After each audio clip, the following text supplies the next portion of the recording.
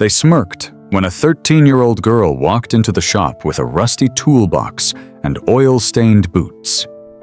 The engine had already been pronounced dead by 6 professionals. But she didn't ask questions, she just listened.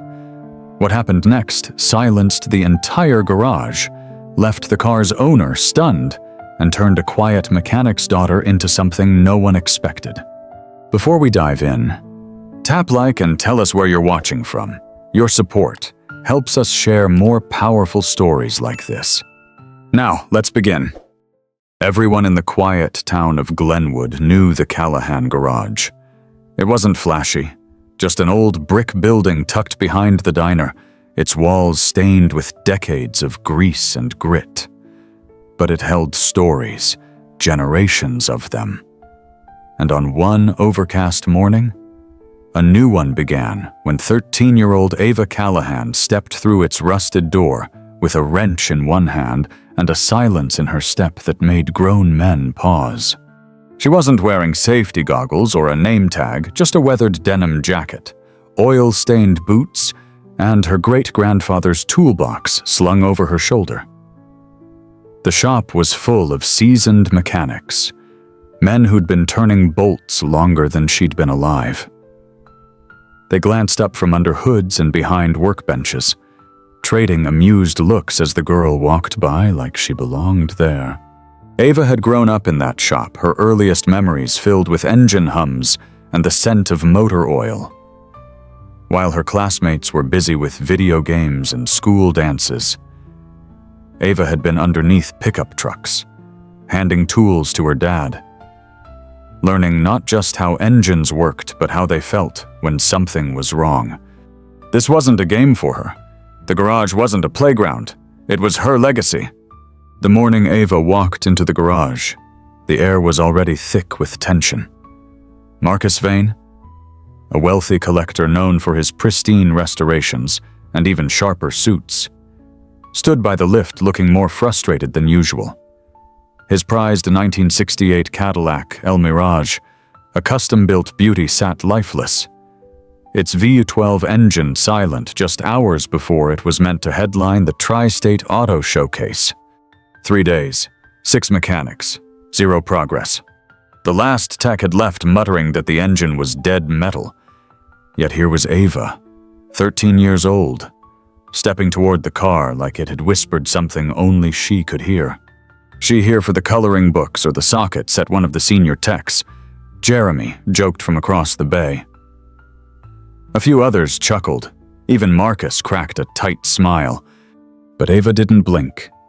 She walked straight to the workbench, placed her grandfather's toolbox down with a soft thud, and he opened it like a surgeon preparing for a delicate operation.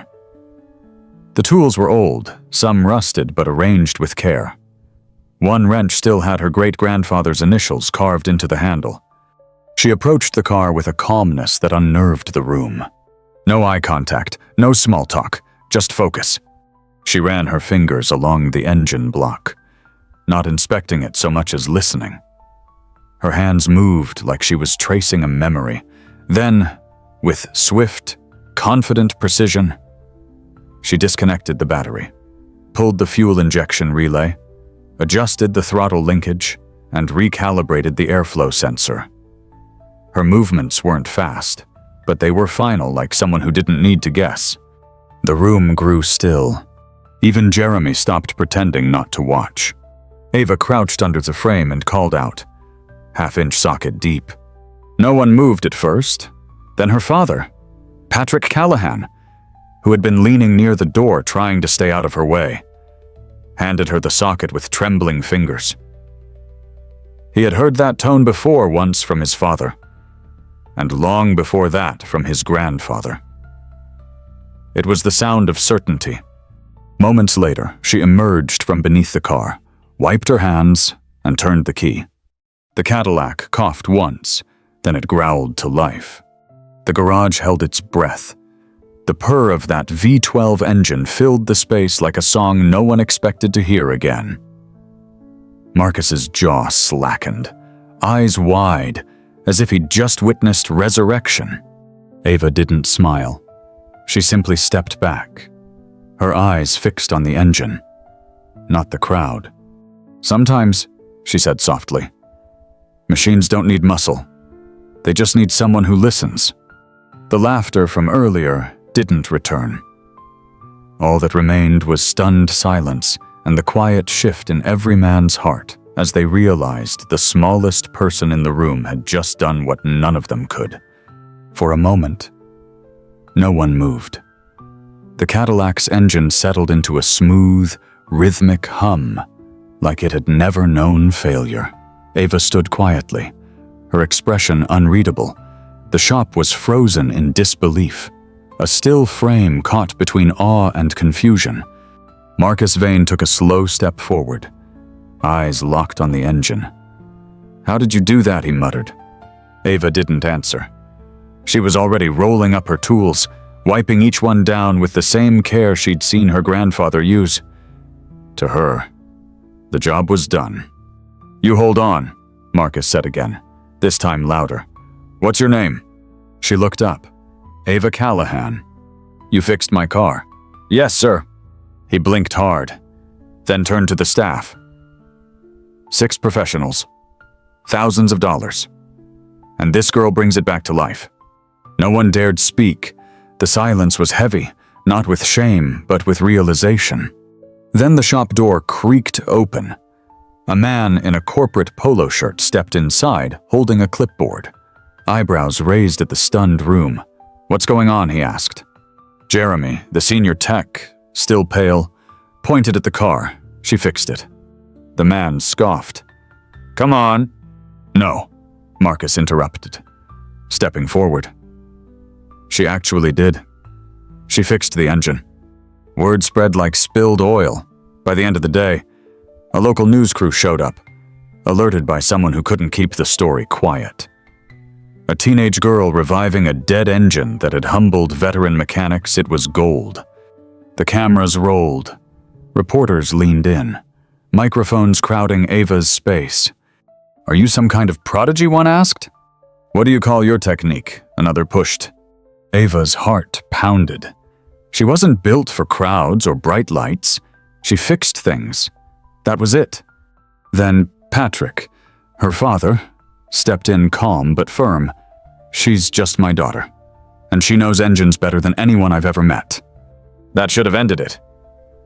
But the questions kept coming until Ava finally raised her voice clear, confident, and unshaken. "I didn't do it for attention," she said. "I did it because that machine wasn't broken. It was just misunderstood. So I fixed the engine the way it asked to be fixed." The reporters grew quiet. Even their cameras seemed to pause. And that's when Marcus spoke again. "I want to show you something." He stepped outside and returned moments later with a sharply dressed older man. "Ava, this is Caleb Hunt. He's the chief engineer at Vortex Motors." Caleb extended his hand. "I saw the footage. Your precision wasn't luck. It was instinct." She shook his hand carefully. "We're launching a summer program for builders, real ones. Not assistants, not interns, engineers. You'd be the youngest, but after today, no one will question why you're there." Ava froze. It had started as a quiet morning in a sleepy garage, but now cameras, job offers, mentors, everything she never asked for. Behind her, the Cadillac continued to hum. In front of her, a future waited one the mechanic's daughter never expected to choose. That night, Ava sat alone on the back steps of the garage, the cool steel of her grandfather's toolbox resting beside her. The quiet hum of the town drifted through the air, distant traffic, the faint bark of a dog, the rustling of leaves in the wind. But inside her, it wasn't quiet at all. She'd spent her life in the shadows of that shop, watching, learning, listening. Not for glory, not for recognition, but for the love of the machine. Now, with a few turns of a wrench and a well-placed socket, her world had cracked open. She didn't feel like a genius. She didn't want to be on camera, and she definitely didn't want to be called a prodigy. Her father sat beside her without a word, offering her a thermos of warm cocoa, like he had when she was 6, and scraped her knee, helping him replace a muffler. Ava took a sip, staring at the night. "They want me to be something," she finally said. "Something I'm not." Patrick Callahan nodded slowly. "They see talent and try to mold it into something they understand, but you don't have to fit that mold." Ava looked down at her oil-stained hands. "They want me in lab coats, on panels, writing code, talking theory. I just want to listen to engines." Patrick smiled. "And you do it better than anyone." For a long time, they sat in silence. But Ava's thoughts spun.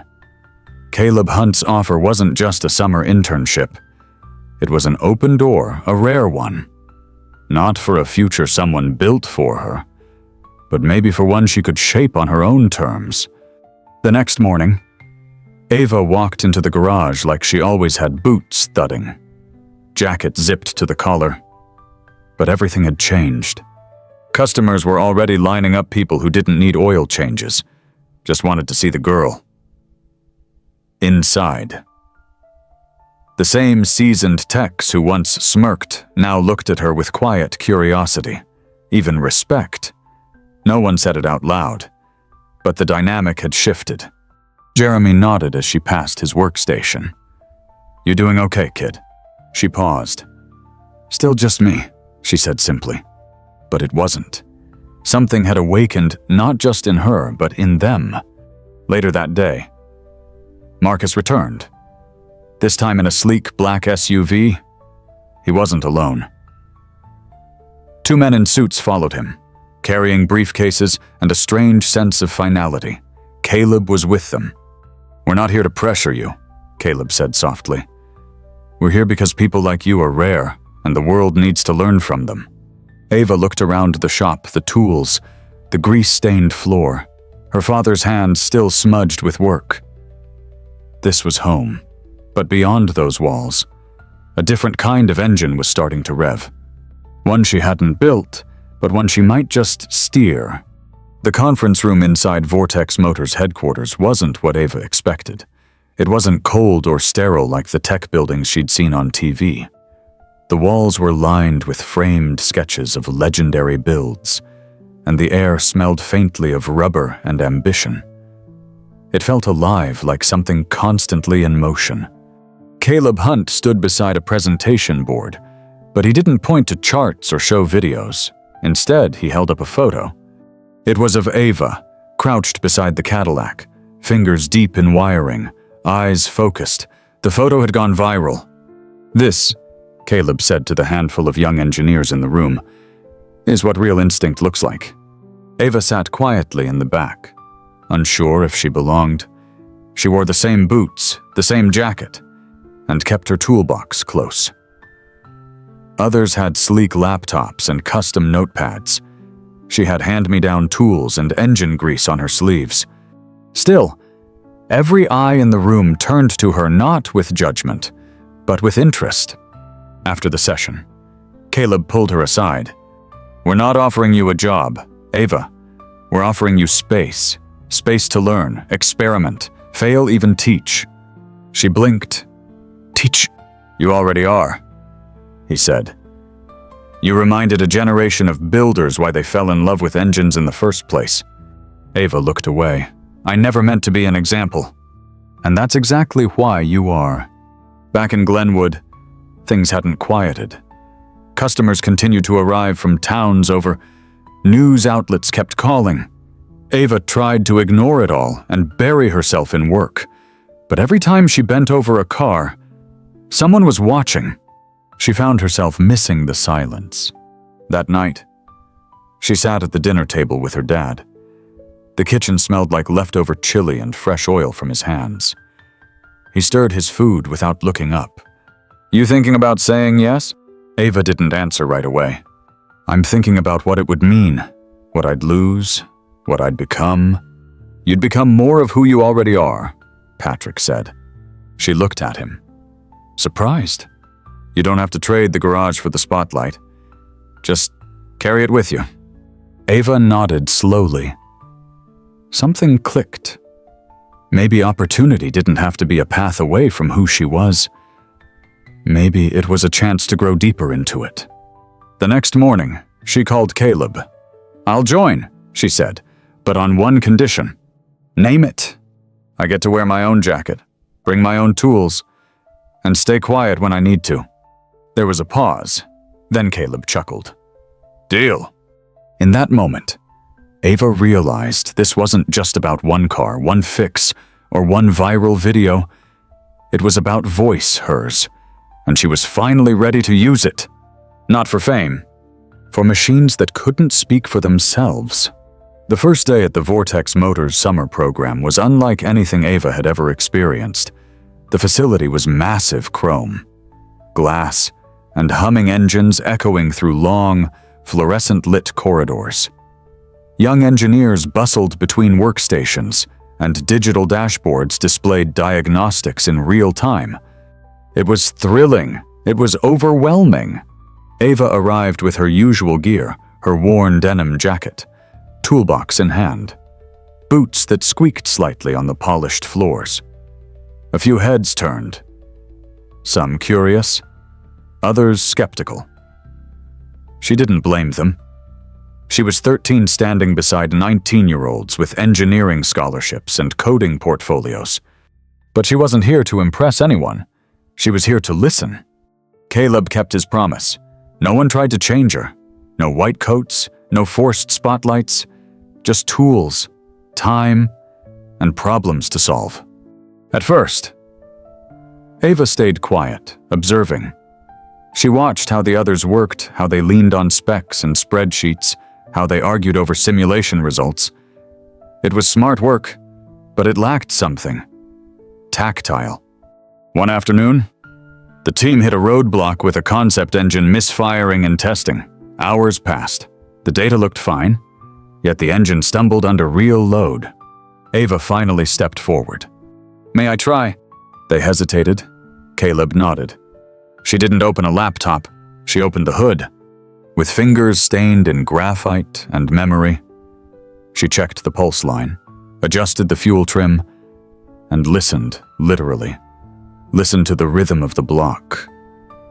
Then she reached for a socket and turned one bolt. Just one. "Fire it," she said. The engine sprang to life. No misfire, just clean, crisp ignition. Silence fell again, then applause. Genuine, unforced. From that day on, the other students started coming to her not with equations, but with questions, real ones, about feel, about instincts, about things you couldn't measure. Ava didn't lead with authority. She led by example. She showed them how to listen to the tone of a starter motor, how a vibrating panel could whisper misalignment, how an engine's sigh on shutdown could tell you more than any scan tool ever could. Caleb watched it all with quiet satisfaction. "You're not just teaching them engines," he said to Ava one evening. "You're teaching them patience." Ava smiled faintly. Engines don't rush. As weeks passed, she grew not taller, not louder, but deeper. She was still Ava.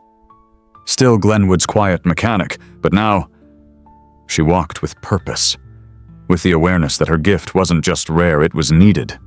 She didn't crave the spotlight, but she didn't fear it anymore either.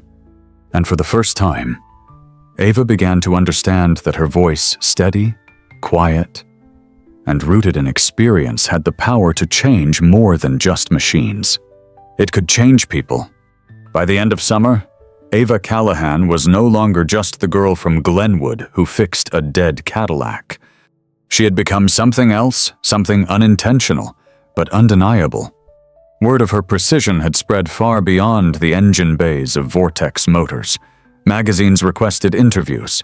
Engineering schools reached out with early scholarship offers. Online forums dubbed her the Whisperer, a nod to her uncanny ability to sense problems before machines could fail. But through it all, Ava remained grounded. She still wiped each tool clean after every job, still wore the same worn jacket with fraying seams, still ducked away when reporters visited the shop back home. It was never about the noise. One late afternoon, as the program wrapped up, Caleb gathered the students in the test bay for a final debrief. Everyone expected a slideshow or a highlight reel. Instead, he held up a single photo. Ava, head tilted, eyes closed, hand resting gently on the engine block. "This," he said, "is what it means to know your craft." The room was silent. You've all learned diagnostics, you've built systems, but real mastery starts when you stop looking at data and start listening to the story machines are trying to tell. He turned to Ava, and she reminded us of that. Later that evening, Caleb pulled her aside. "We're offering you a place on the Vortex mentorship track," he said. "No age requirement, no titles, just room to grow." Ava hesitated. She glanced at the shop floor where a new concept engine sat, waiting for hands that understood it. Then she smiled. "I'll be back, but for now, I need to go home. My dad's '88 pickup needs a new manifold." Caleb laughed. "Of course it does. Back in Glenwood, things were quieter, but not the same. Locals no longer looked at her like a kid in overalls." They stepped aside when she walked into the parts store. Customers came to the garage just to ask questions. Not for service, just to talk to her. Even the old-timers listened. One crisp autumn morning, Ava stood alone in the shop. A young girl, maybe 10, wandered in shyly holding her father's wrench. "Are you the girl who fixes things by listening?" Ava knelt to her level. "Sometimes," she said. "Machines speak softly. You just have to be patient." The girl smiled. Ava saw herself in those eyes, curious, uncertain, but ready. And in that moment, Ava realized something powerful. This wasn't just her journey. It was the beginning of a shift. One where credentials didn't speak louder than instinct. One where quiet didn't mean invisible. And one where the next girl with a toolbox and a heartbeat for engines might walk into any garage and never be laughed at again. True brilliance doesn't always come with degrees, certificates, or loud voices. Sometimes it lives in the quiet, in the patient hands that listen more than they speak. Ava Callahan didn't ask for permission to be great. She simply showed up, trusted her instincts, and let her actions speak. The world noticed not because she demanded it, but because she deserved it. Don't let Ava's journey stop here like this video. Subscribe to our channel and share it with someone who needs a reminder that passion beats credentials. Drop a comment. What talent have you been hiding from the world? Now's the time to let it shine.